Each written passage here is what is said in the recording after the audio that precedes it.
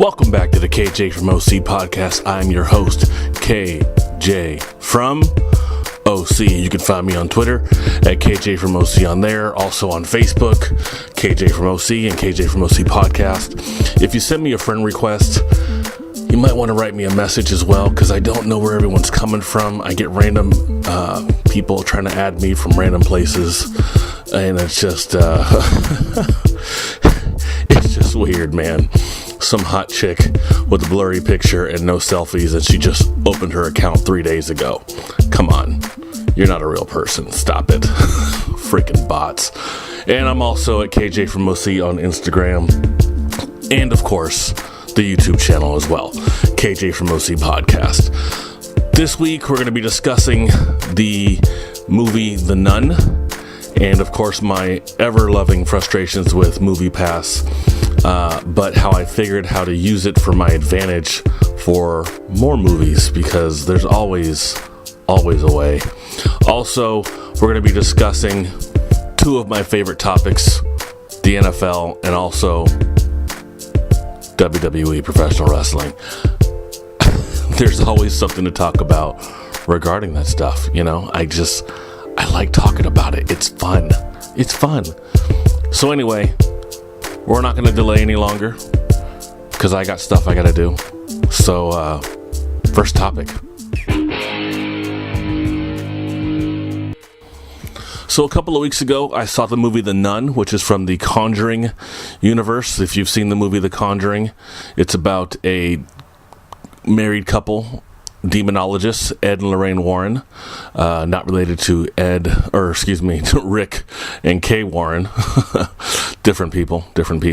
I actually had someone ask, like, isn't that the pastor of Saddleback? No, different guy. But yeah, Ed and Lorraine Warren, demonologists. They were basically not summoned, but I guess just people, you know, had possessions in their house, or someone's possessed in their house or whatever, and Ed and Lorraine would go and check stuff out. One of the more famous cases that they investigated was the Amityville. That's their case. That's one of the ones that they had jumped in on, and I believe that was the one from The Conjuring Part 1. I'm not 100% sure, but I'm pretty sure that was the one that was based off of. But anyway, so Ed and Lorraine Warren have been in two of these movies so far, Conjuring 1 and Conjuring 2. They've also had the Annabelle movie, the first one, and then the Annabelle Creation.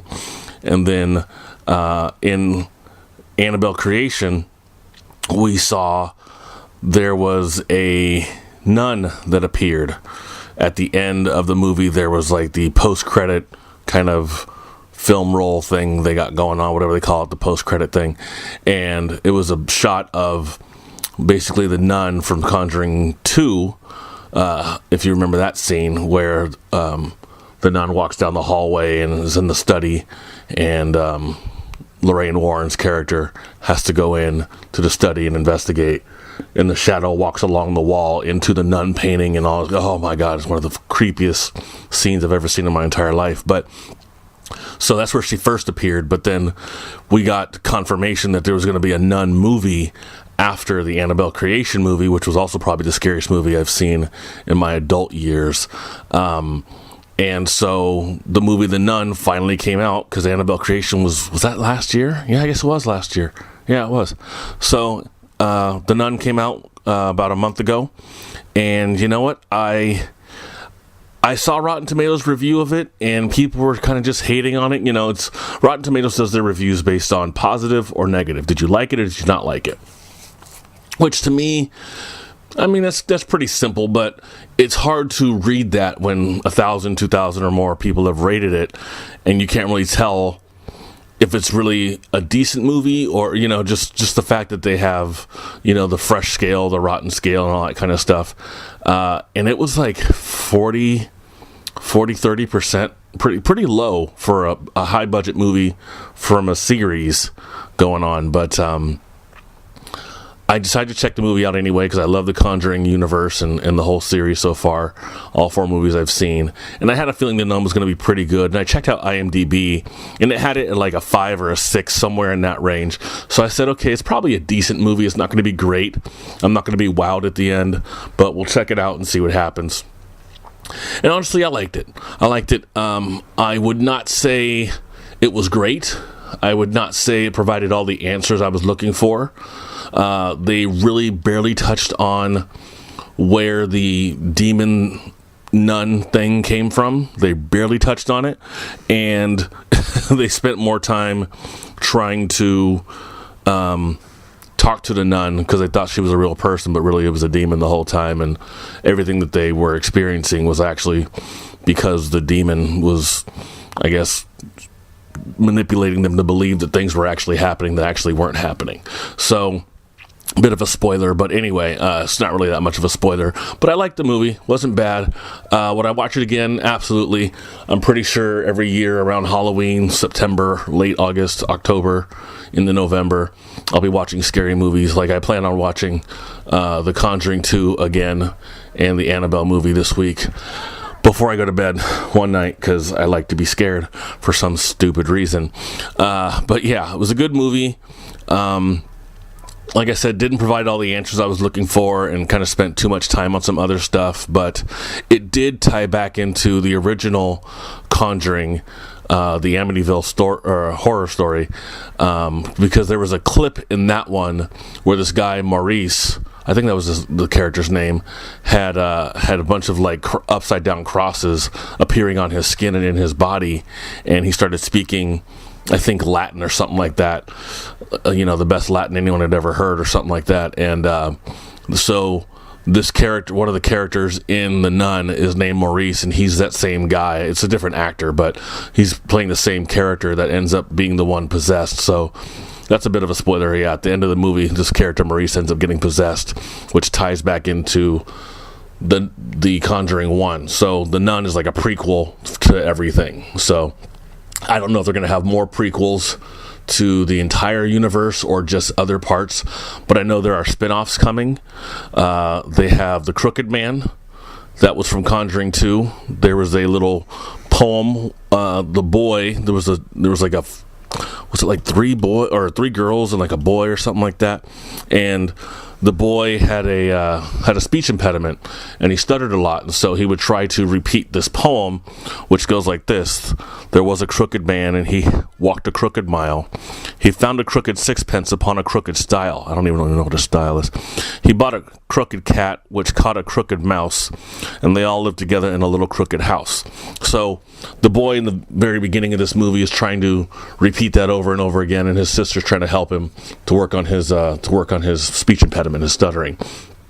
And so in that movie, The Conjuring 2, he has like this toy or whatever that has, I think it like plays the melody for that poem, and you like spin this thing, and then you see like the little crooked man walking or whatever, and eventually the crooked man actually comes out of the thing and becomes his own character and stuff like that in a couple different scenes. And so they're talking about a spin-off for that, which I don't really know if it needs a spin-off as far as continuing the universe and all of that, unless they're going to really tie everything in, towards like in the finale, maybe like a Conjuring 3 or 4 or something like that. But it just seems like probably more of a money grab than it is a storytelling element. Like with The Nun in Conjuring 2, to have a little background for that, yeah, it kind of made sense. The Annabelle doll, obviously, yes, that makes sense. That's the start of the whole thing. And yes, the Annabelle doll is real. It doesn't look like the doll in the movie. It's a little Raggedy Ann doll.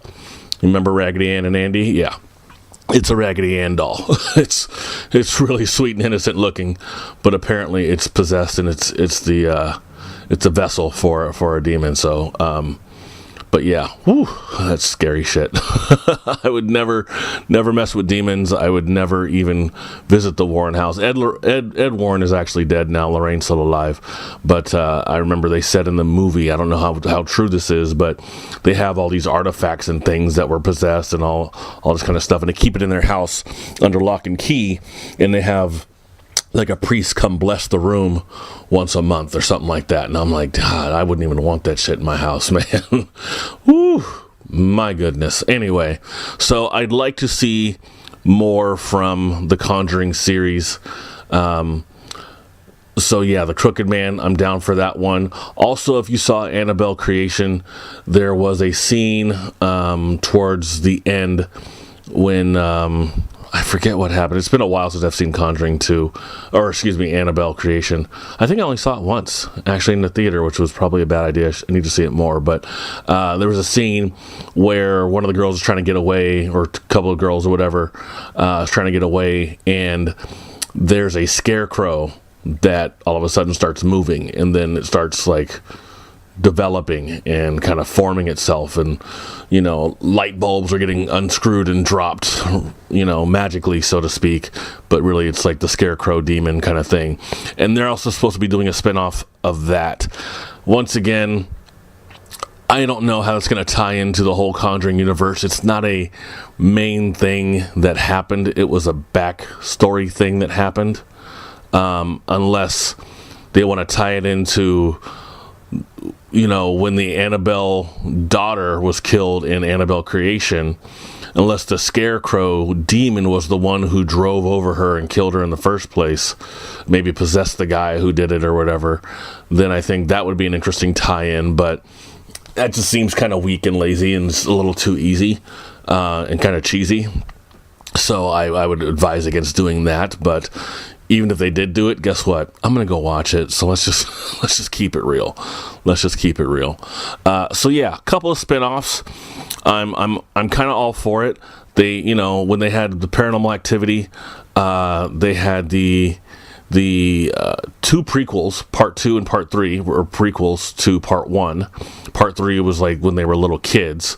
Then they had part 4, which was the one, someone called it Paranormal Activity in the Hood or something like that. But it was like, I think they were like in LA somewhere, and I forget what it was called. It wasn't called Ghost Dimension was the last one. Paranormal Activity 4 was the one before that. But the one, oh crap, I forget the name of it. But it was a spinoff that kind of just didn't really need to happen. But when you saw the ending of it, you were like, oh shit, now it makes sense. And there was some other stuff that happened in that movie that was like, okay, I can see the tie-ins, maybe a little weak or whatever, but sometimes it's needed, or it helps kind of tell a full story. Like when at the end of part 1, when Katie's downstairs and she's screaming her head off in the kitchen, screaming for Mika, and Mika comes running downstairs. In that Paranormal Activity movie, the one in the Hood, one of the characters is in the kitchen, and she grabs a knife and kills Mika while this guy is sitting there watching, and he tries to escape and run out. It was really weird, but I actually enjoyed it. I enjoyed that movie until they got to Paranormal Activity 4 and Ghost Dimension, which was the worst of all. I remember watching that one in the theater over in Costa Mesa, and I remember, like, there were like probably 6 Marines in there. I could tell they were Marines. I've worked in bars enough to tell how Marines dress and the haircuts and everything. It would be way too random that 6 guys would all have the Marine haircut. But they kept getting up and getting out of the movie and like going somewhere. I'm like, what are you guys doing? You guys doing blow? Like, what are you doing? There's way too much getting up in the middle of a movie and coming back 10 minutes later. It didn't make any sense to me, but it was kind of distracting. But the movie was not very good. Paranormal Activity 5, Ghost Dimension. It was horrible, actually. And I may have watched it one other time in the last 3 or 4 years since it came out, but I don't think I'll really be watching it again. The ending was horrible. It just, you know how mad people were at Sopranos at the way it ended? That's how I felt at the end of Paranormal Activity, Ghost Dimension. It was pretty shitty. But the spin-offs were needed, I think, somewhat to kind of tell the whole story, where with this, in the Conjuring universe, the spin-offs aren't really necessary.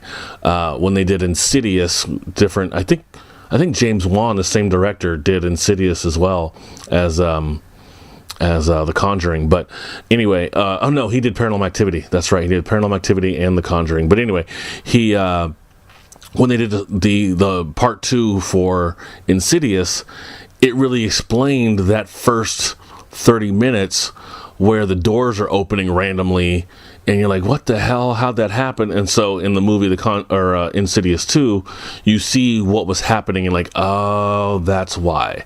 And then Insidious 3, I believe, starts to explain why, I think, was that also the one? I can't remember now. I'm getting old and forgetting stuff. But yeah, so sometimes spin-offs and prequels are needed, but only if they really tie into the original. You know, the original Halloween, which has its movie coming out next month, October 19th. It's like a month away. I cannot wait. A MoviePass better let me go see it, or else I'm just going to pay to go see it because it's going to be worth it. But when Halloween 1 came out and they weren't planning on doing a number 2, they tried to, I mean, it was obviously like it followed number 1 pretty much like from the moment Michael Myers got up from the grass after getting shot 6 times and falling off a second story balcony. It picks up from there. So that's not really a spin-off or anything like that. But then you got Halloween 3 and you're like, this has nothing to do with Halloween or Michael Myers or anything like that. And then you get into Halloween 4 and 5 and you're like, what the hell's going on? And now he's a part of some cult and some just stupid thing that was at the end of part 4. Part 5 was kind of dumb. 6, you're like, what the hell's happening? They even had a different actress playing Jamie Lloyd. And then 7 was H2O, and you're like, okay, well, now we're kind of getting back towards what we like. And then they get into 8, Resurrection, and you're like, what the hell is this shit? Busta Rhymes, Tyra Banks, like, it just, now you guys are just doing a cash grab. Get out of here. And then Rob Zombie came over and ruined everything. But yeah, sometimes the prequels and the spinoffs are needed as they tell the bigger story. But I think with the Conjuring universe, the Crooked Man and the Scarecrow are not really going to tie into telling the bigger story. But if they can do it well and they can do it right and write the proper script, that's going to be great. If they do it in the framework of The Nun, where it's just kind of like, yeah, it was just kind of here, then people aren't really going to be happy with it. They are going to make their money. People are going to go see it. But as far as satisfaction overall, if that's what you're looking for, you're probably not going to get it unless you do a bang-up job with that. But that takes a whole lot of hard work, and I just don't think they're going to do it with work I saw done in The Nun. Didn't really tie into everything too well. So, not a bad movie. I'd see it again. Maybe I missed some stuff. I did notice there was a couple of videos online that talked about things you missed in The Nun, as far as like what are the license plates in the movie, spells out the demon's name. The demon's name is Valak, V-A-L-A-K. Real demon talked about in Wikipedia as far as the existence of demons and things like that, but it wasn't just a made-up name for the movie. There is a demon that is known of or whatever. But anyway, so yeah, the Valak is spelled there. It's also spelled in like the Conjuring 2 in the bookcase. It's spelled out numerous times, so kind of a cool little Easter egg thing, you know. But overall, just cool, you know. Nothing really super important that really tells the story or adds to the story too much, but definitely a little cool thing. But one thing that's not very cool is MoviePass. I gotta say, as much as I loved being able to see a movie every day, any movie I wanted, I really should have utilized that better in the beginning when I first got this about a year ago. I think the first movie I saw when I got MoviePass was Happy Death Day, and I think I saw it twice in the theater because I could, and I enjoyed it. It's basically a Groundhog Day, but also a murder mystery at the same time. So if you can tie those two ideas together, which I think they did a pretty decent job of doing. It wasn't a great movie, but it was enjoyable, worth watching twice. Would I watch it again? Probably with friends or something like that, or a really bored night. So yeah, not bad. I give it like a 5.5 to a 6 overall, as far as like an IMDb out of 10 rating. But yeah, so ever since, I think probably sometime in July is when they started cutting back on how many movies you could see a day, or excuse me, a month. So they started actually cutting back which movies you could see. I remember going to the Irvine Spectrum and trying to go see Unfriended Dark Web, and the system was down. You couldn't check in. I tried to check in several times. Wouldn't happen. Didn't happen.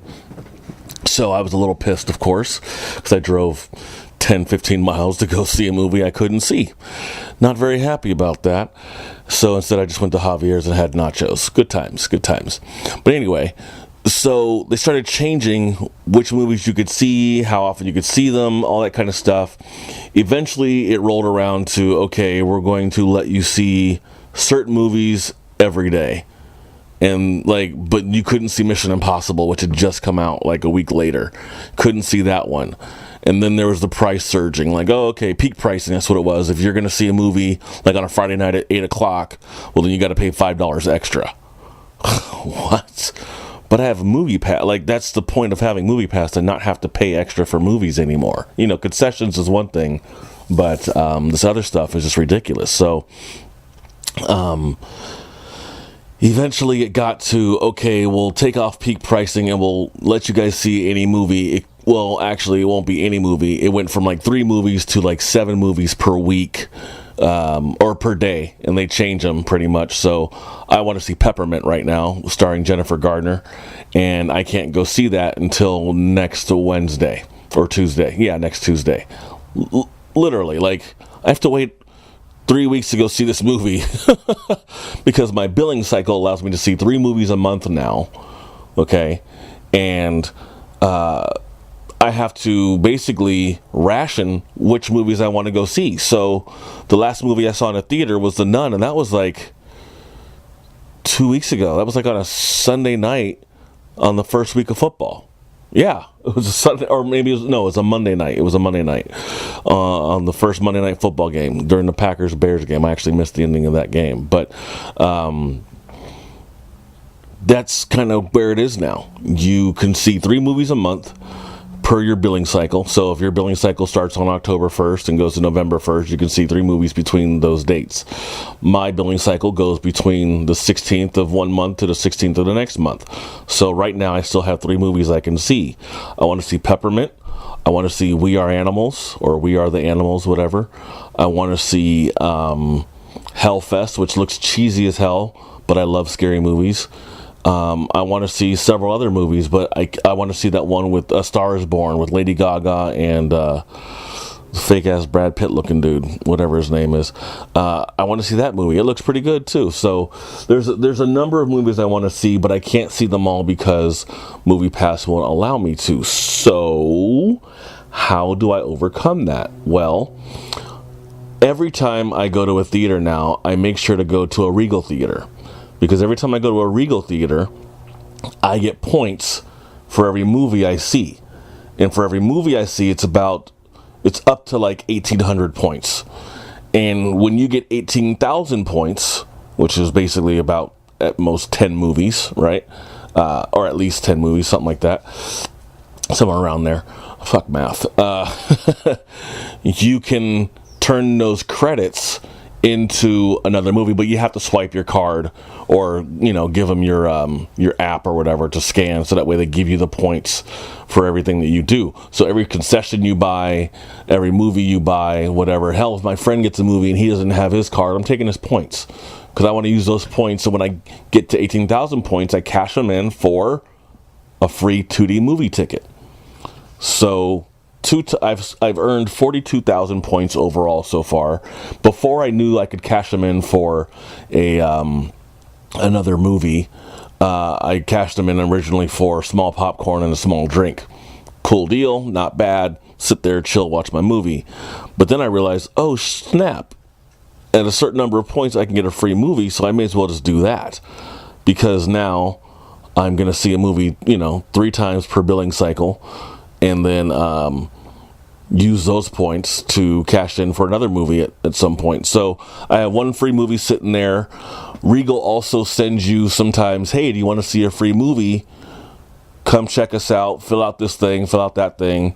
You get free movie vouchers for 2 at a local theater.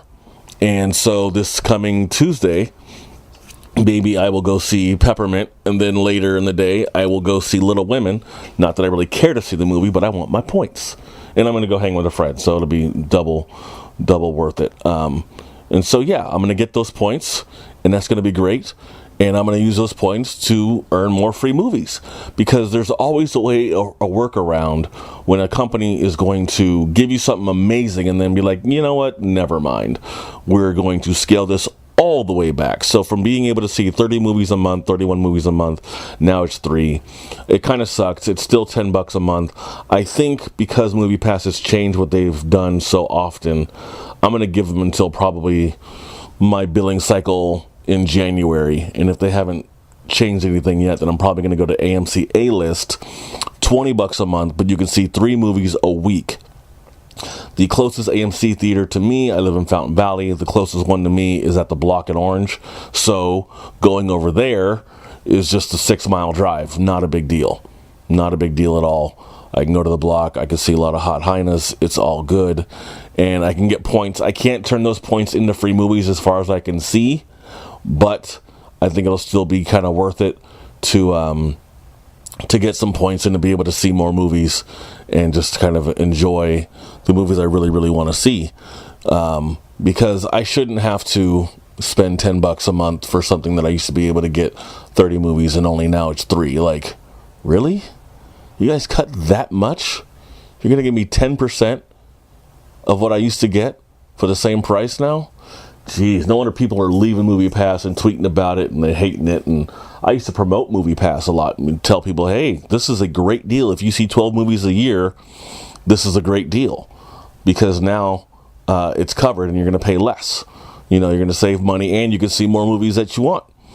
So it's a great deal. It was a great deal. Now it's if you see, hell, I don't even know the math anymore. Either way, it's actually still a good deal. It's just not as good of a deal as it was before. You know, now you can see 3 times the movies that you could see before for $120 a year, where before you could see, you know, 365 movies instead of just 12 for the same price. Pretty crazy deal. And I wish they'd go back to it. And hopefully, I think at some point, like I said, I'm going to wait till January. Hopefully they'll go back to it. Or at least maybe give us double, maybe triple. And I keep it. And I would say, okay, that's good. 6 to 9 movies is good. I don't really need to see 12. 12 is a lot. It's a lot of time to take. But I think 6 to 9 movies a month is great. Oh, by the way, AMC A-List runs from Friday to Thursday. That's your week. So you could see 3 movies between release days on Friday through Thursday the next week, and that's your 3. And then the very next day starts your next 3 until the following Thursday. So that's how they do their weeks. It's not Monday through Sunday or whatever. It's Friday through Thursday, which is based on when movies are released and things like that. So that's also a good deal too. You know, 12 movies possible for the price of $20 a month. That's not bad. That's not bad at all. So it's less than $2. So it's a really good deal. But like I said, if MoviePass doesn't do that, and maybe I don't want to do A-List and spend $20 a month, I'm just going to go back to pirating because that's what I do. That's how I see Ballers every week. I don't have HBO, so I just go and download Ballers. Please don't arrest me. I'm not that bad of a pirate. Anyway, next topic. So every year the NFL has their Hall of Fame. And they always let in like 6, 7 guys. This past year, Terrell Owens thought he should have gotten in sooner and decided that because he did not, and he thought the Hall of Fame was not sticking to the criterion that they're supposed to be selecting Hall of Fame players for, he decided to say, well, you know what, in that case, I'm not going to go to your ceremony, and I'm going to go do my own thing at Tennessee Chattanooga, where I graduated and went to school over there. So I kind of don't blame him. It is his career. He can do with it whatever the hell he chooses, whatever the hell he wants. And anyone who's mad at him for it, well, screw him, because it's his career. He can do with it whatever he wants. I mean, it's over. His career's over. So I know he's trying to play in the CFL for a second. That did not work out very well. Now did it? But still, it's his career. He can do with it what he wants. Just like the Vontae Davis thing. Yeah, he retired at halftime. People are like, I've never seen this happen before, yada, yada, yada.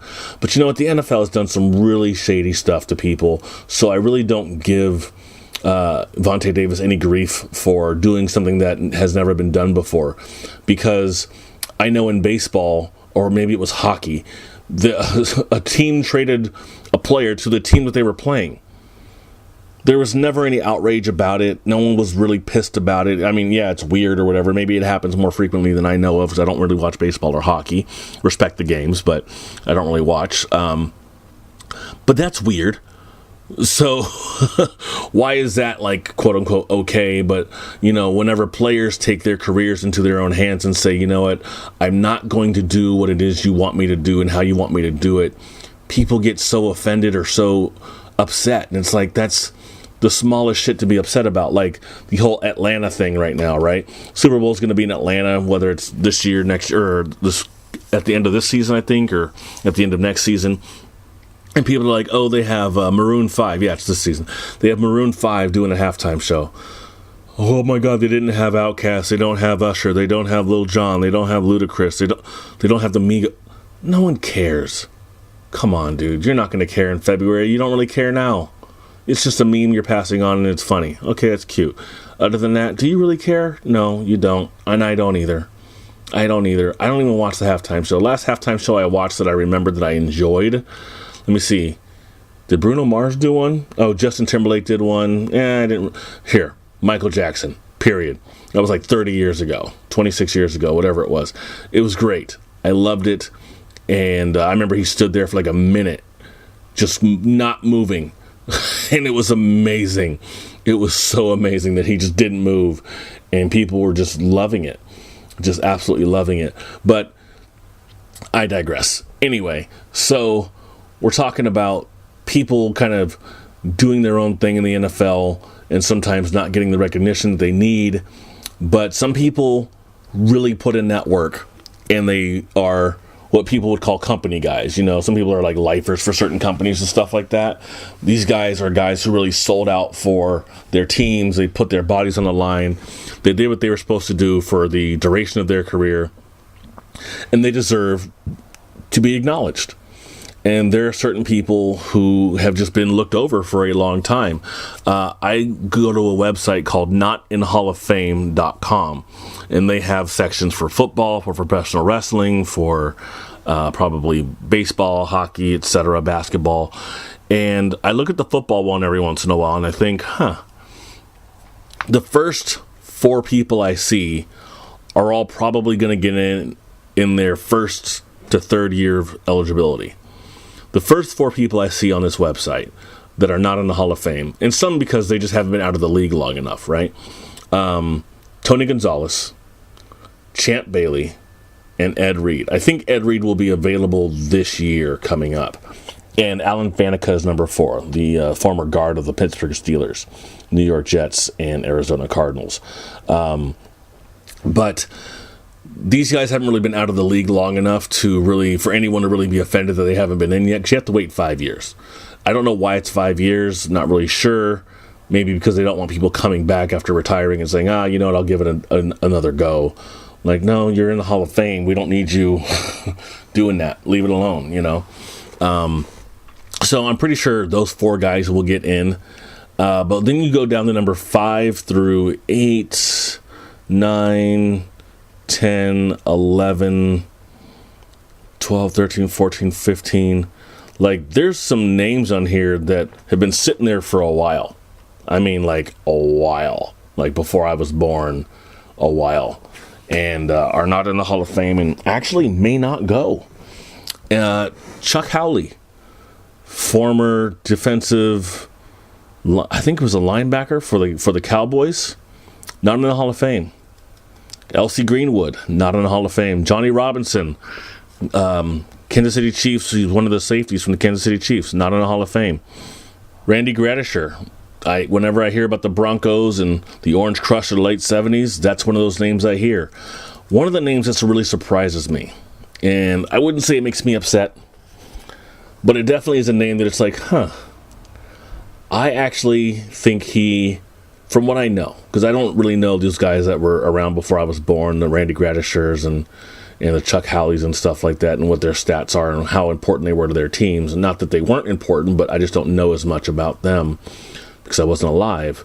But Roger Craig was a huge part of, I believe, 3 Super Bowls or at least 2, for the San Francisco 49ers of the 80s. They got 4 championships those years, and he was a running back for at least 2 of those years, 88 and 89. They got their first one in 81, the second one in 84. And I look at how the game is now. You got a lot of running backs catching a lot of passes.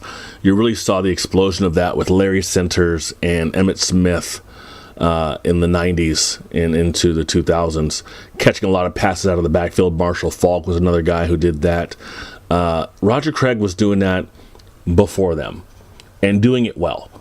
And almost getting like 2,000 all-purpose yards on like 1,000 rushing and 1,000 receiving. Like, he was not just some, catch it and go 5 yards kind of thing and that's it. Like, he was doing his thing, Roger Craig was.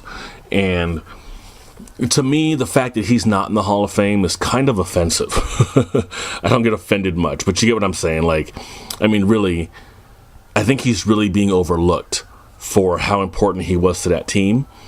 And maybe even the structure of how running backs are today in the league. It's almost like he was the prototype. And like, okay, you're going to be the hard-nosed running, high-knee running back that this team's going to need. And you're going to be the reason why this offense is going to go. And there are highlights of Roger Craig that are all-time highlights, that are just all-time NFL or all-time running back highlights. That high knee thing I was talking about, I think it was against the Rams, or catching a pass with one hand before everyone was doing it with one hand now.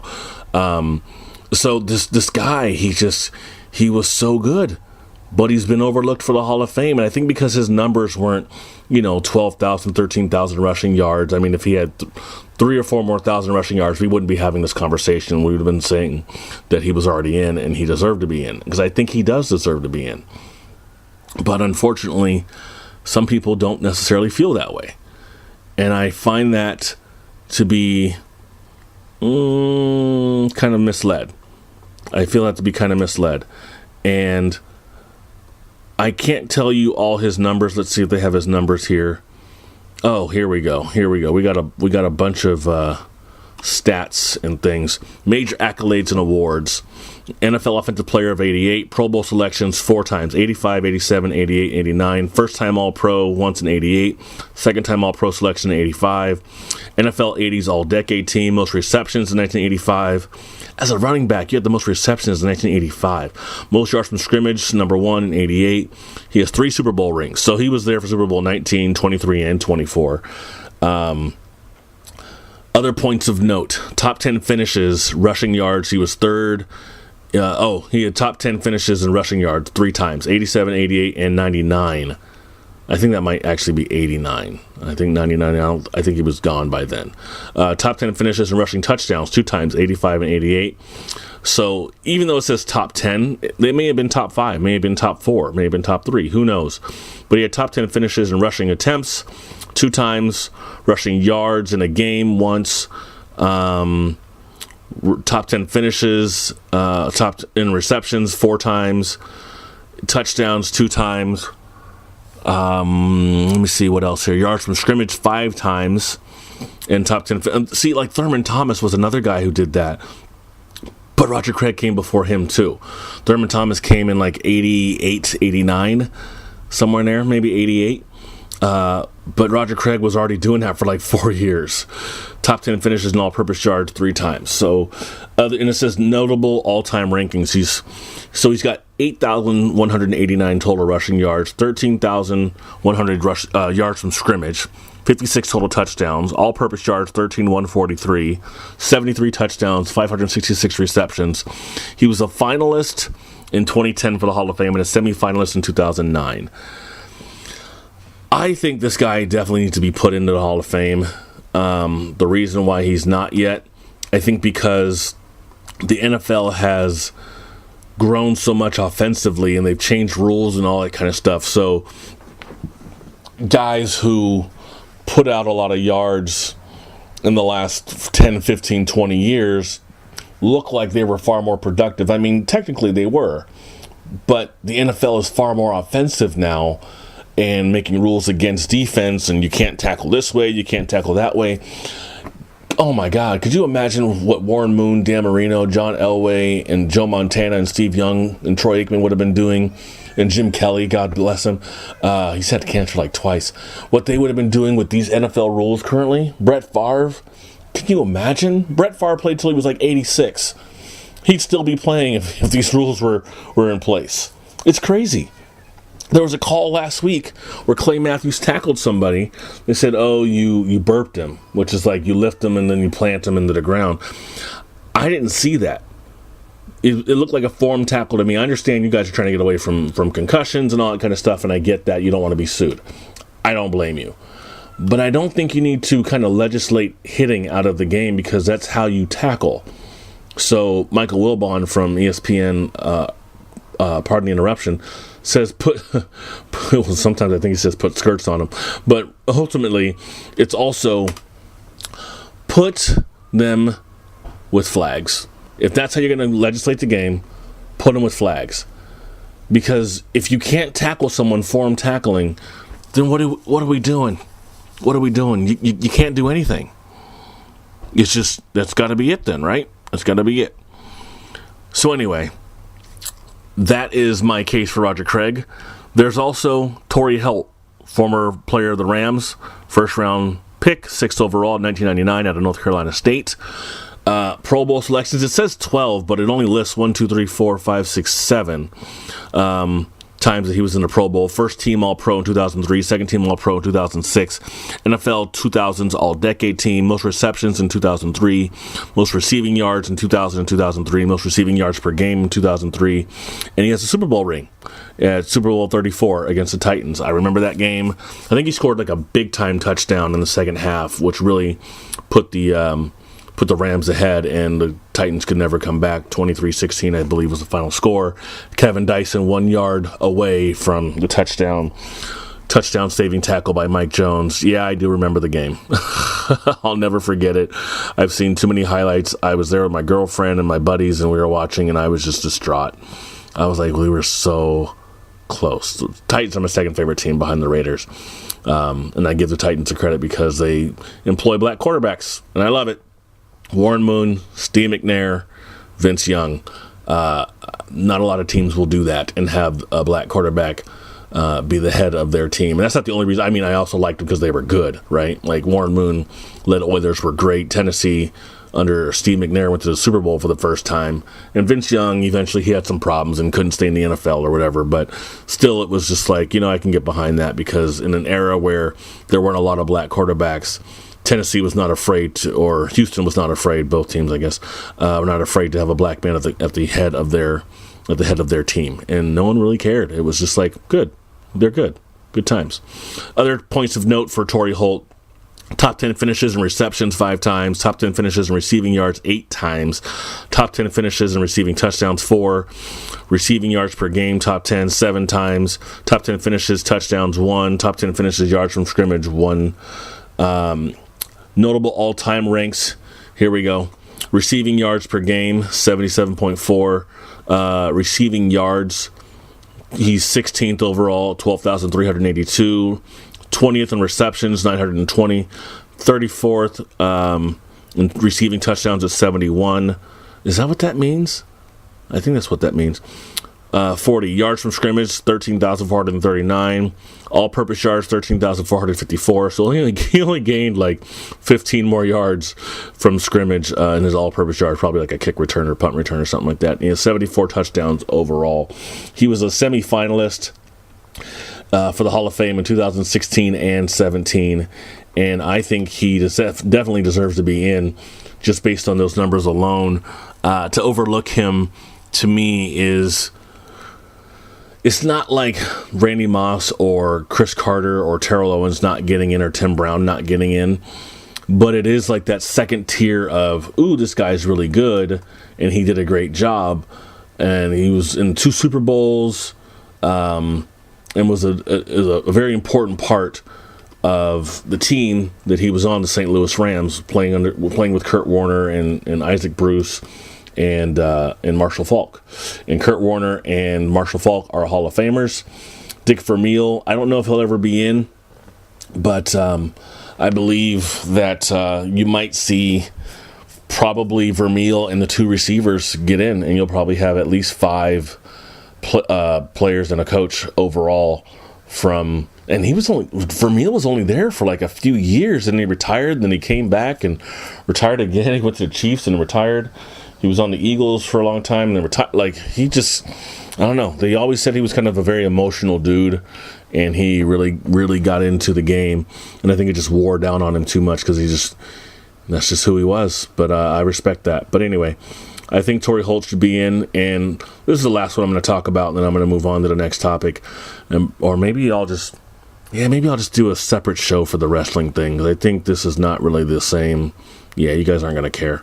So I'll do a separate show for the wrestling thing, because there's a lot of questions I saw in this meme, and I'll get into that later. But anyway, so Rondé Barber, 3rd round pick, 6th overall in 1997 for the Tampa Bay Buccaneers. Major accolades and awards. Here we go. 5-time Pro Bowl selection, 3-time first team All-Pro. That right there is like, I think you should get on just on that. NFL All-Decades Team, Ed Block Courage Award, most interceptions in 2001, Super Bowl ring at Super Bowl 37. That's 3 years after the Rams got theirs. Top 10 finishes in interceptions once in 2001, and top 10 finishes in interception return yards once in 2012. And he'd already been, in 2012, he'd already been in the league 15 years. Like, that's a long time for an old man playing corner.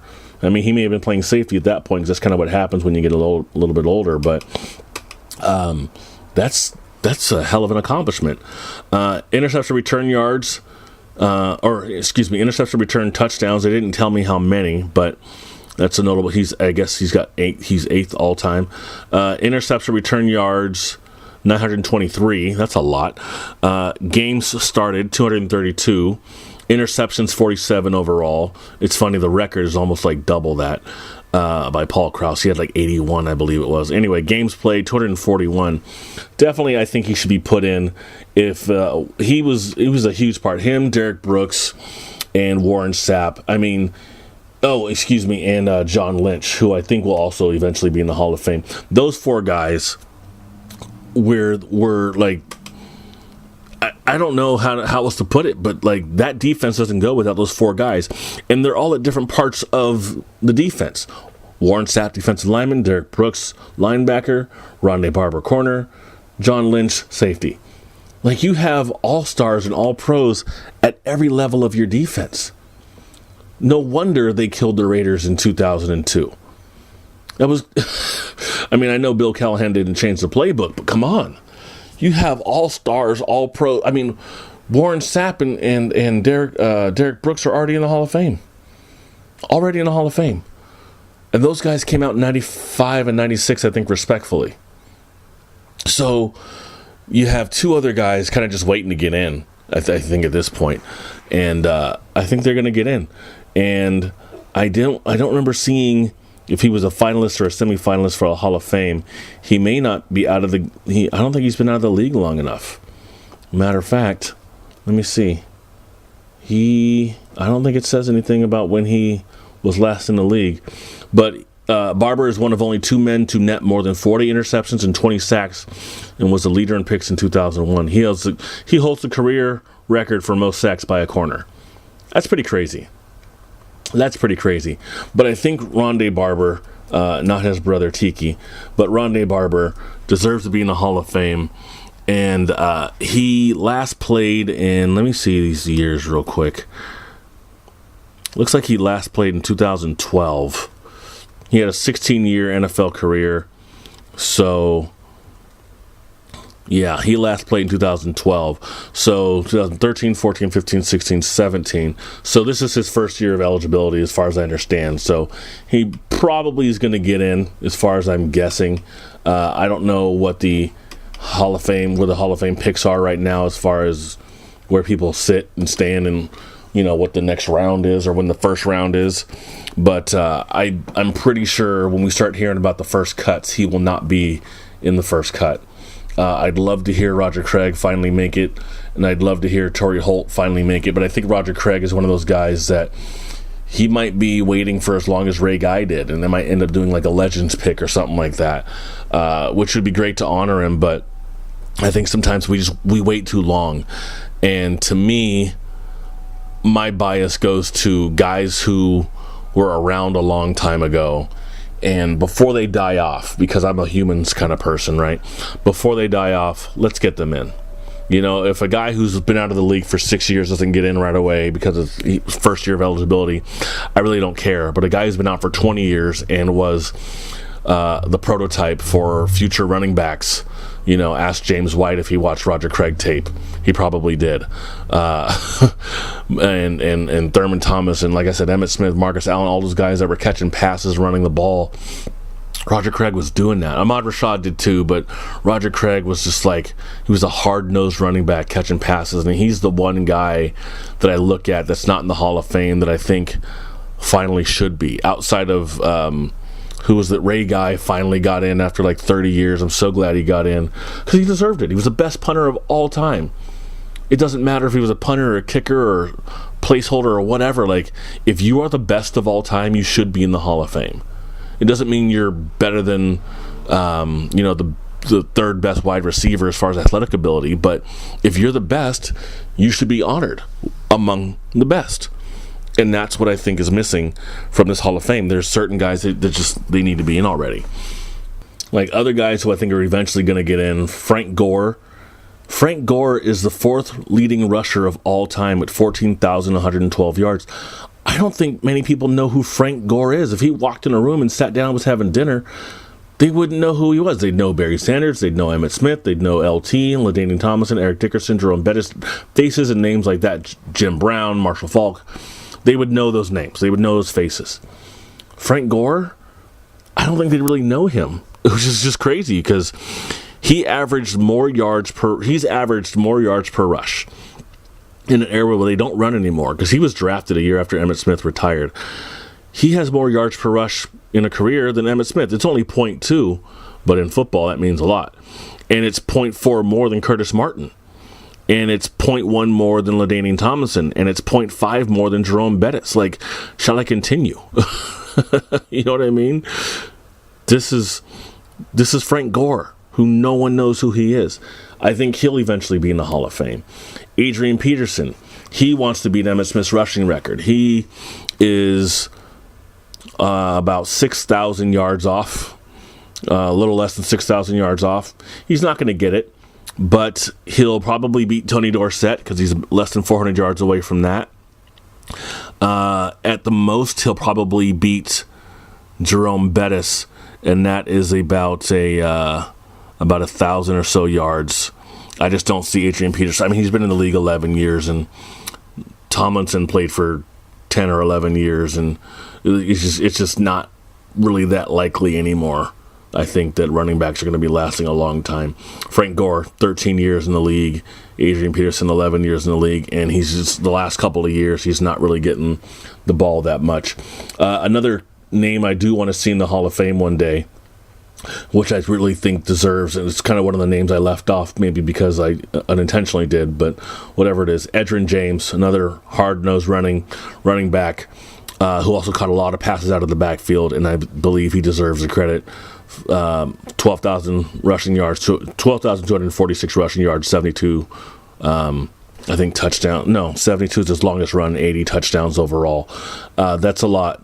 Playing for Peyton Manning, who was known for throwing the ball to Reggie Wayne and Ken Dilger and Marvin Harrison, but you have 12,000 rushing yards behind you in Edgerrin James. And yeah, he played for the Cardinals too, but let's keep it real. He really just played for the Colts as far as we're concerned. And he did it on 148 games. And he only ran for less. He ran, let me see, in 148 games, he ran for only 33 yards less than Marshall Faulk but he ran more than Marshall Faulk by 100, almost 200 more rushes than Marshall Faulk. But you start looking at numbers like that and start breaking stuff down, and it's just like, he deserves to be in. I think he deserves to be in. He might be one of those guys that has to wait a while. I mean, he's been out for a while, but I think in the next 10 years, we need to see guys like Roger Craig and Edgerrin James get in the Hall of Fame. Larry Fitzgerald will eventually get in.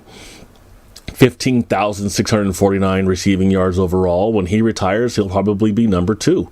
He's less than 300 yards away from Terrell Owens. The closest person to that is ranked number 22 all time, and it's Brandon Marshall at 12,305. Will he ever get in? Probably not, unless it's like one of those way down the line kind of things. And if you let him in, then you probably need to let in Jimmy Smith, Charlie Joyner, and Hines Ward, and Derek Mason as well, because they are right behind him.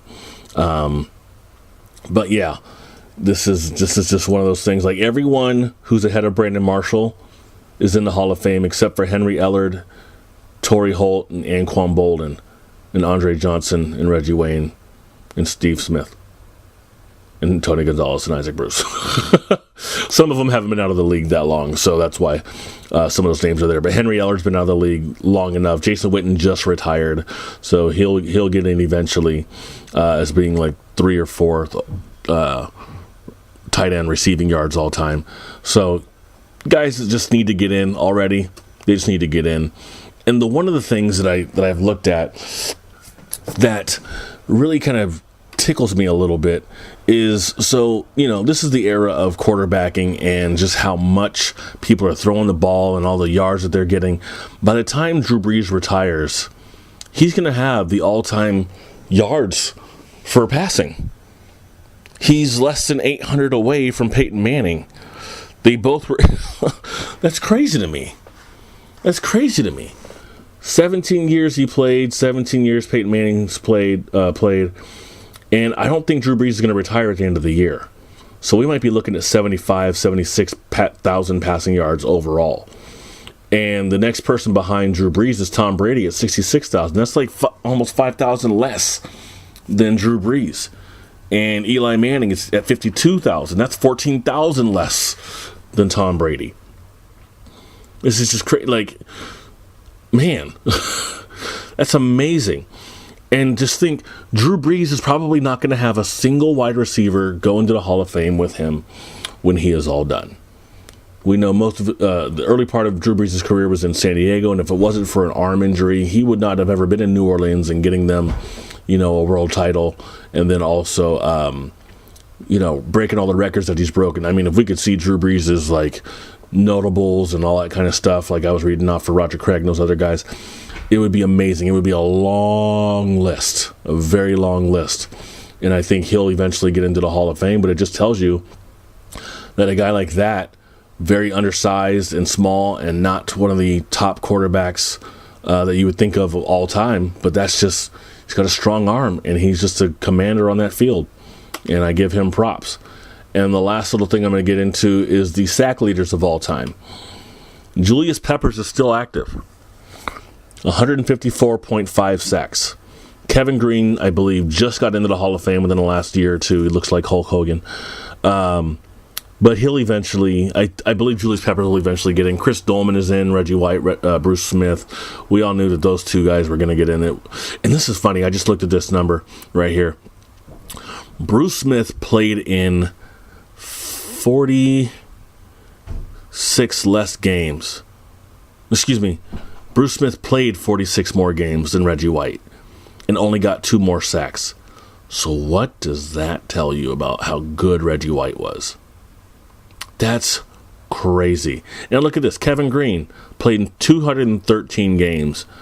That's 19 less than Reggie White, but he was 28 sacks off.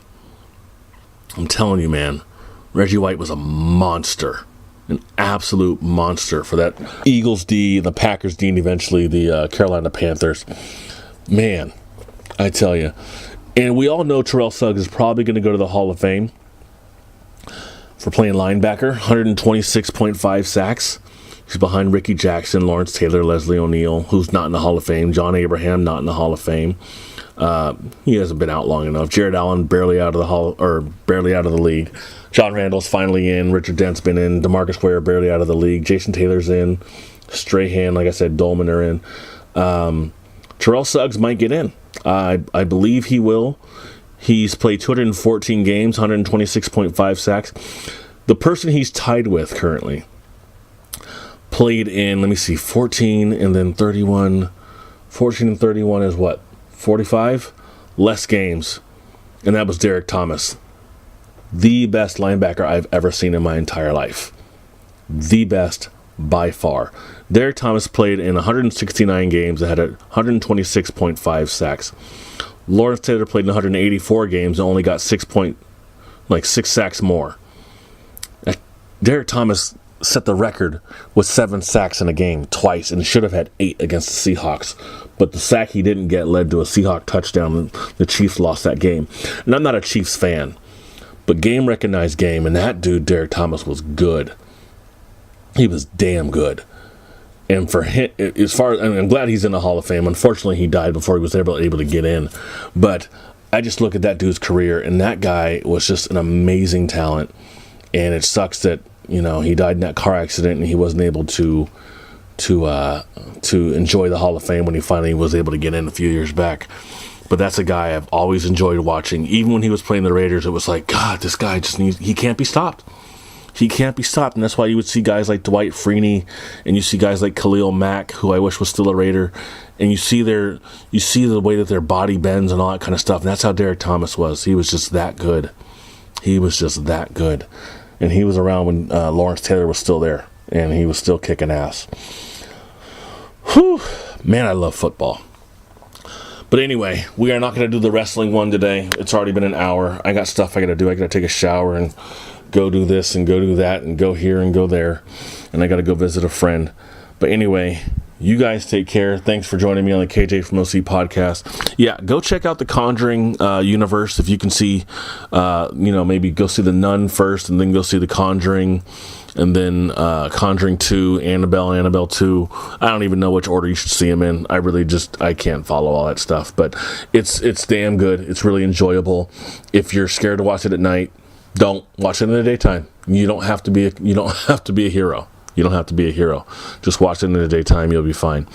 Also, what else? Oh, yeah, the MoviePass thing. If you don't get MoviePass, don't worry about it. Get A-List or just pirate like I do. Matter of fact, send me a private message. I'll tell you how to pirate stuff. Seriously, because I'm not paying these over-the-top prices for stuff. We wonder why people steal stuff. Well, because you guys overcharge for stuff. You know what I'm saying? Like, I just saw a video of people, quote-unquote, looting after the storm hit North Carolina.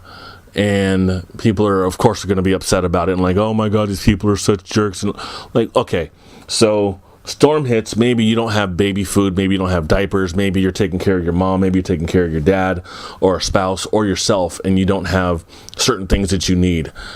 It's almost like people are saying you should die because you don't have the money for that. And if you're not saying that, then why are you mad? Like, you just don't know someone's circumstances. So to assume that they're doing wrong because you only have one part of the story, that's horrible. Get more of the story before you start assuming that people are doing wrong just because you see them, trying to survive. If it said 10 people try to survive on food that barely remains in the state, nobody would care. But you rewrite it and you say, look at these looters. Hell out of here, man. No one has time for that junk. No one was outraged at the gas station that price gouged when people were trying to leave the state before the storm hit. They raised their prices to like $9 a gallon. That's almost triple than what it is out here in Orange County without storms. Almost triple. No one said a thing. Like maybe a few people here and there or whatever, but no one really cared. We're talking about Trump's penis and it looks like a mushroom. Like, who cares? Let's deal with things that really matter. Not that he shouldn't be impeached or get the hell out and take Pence with you. But still, what his penis looks like means nothing. People surviving major hurricanes and things like that, that's what matters. We need to get them food. We need to get them care. We need to take care of the children. We need to take care of the elderly. We need to take care of people who are sick. So don't come to me with that bullshit about, oh, look at these looters. No, look at these survivors. Survivors. Whew. And that's why I don't talk politics anymore. Shit stresses me out. Love you all. Find me on the internet, KJ from OC. I'm all over the place. Just like my topics. God bless. I'm out.